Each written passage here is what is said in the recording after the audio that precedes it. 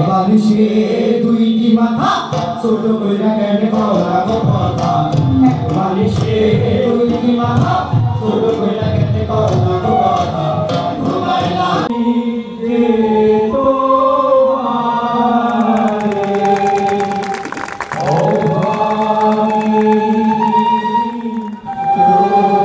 এই ধরনের ঘটনার শিকার হচ্ছে আমাদের ছোট ছোট বিশেষ করে কিশোরীরা কিশোরীরা এই ধরনের নির্যাতনের শিকার হচ্ছে। সেই জায়গাগুলো থেকে আমরা যেন নিজেদের সচেতন করি। আর সবচেয়ে বড় কথা হচ্ছে যে এই আমরা যেন স্মার্টফোনটি ব্যবহারের সচেতন হই। আমাদের অভিভাবকরা যেন একটু সতর্ক হয় যে তাদের সন্তানকে এর থেকে দূরে রাখতে হবে।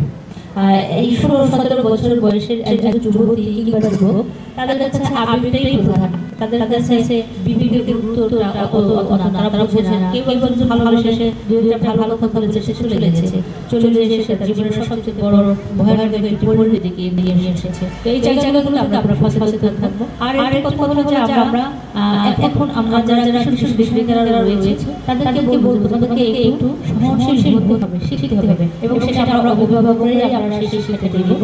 আমরা গতকালকে মোহনগঞ্জে সরকারি স্কুলের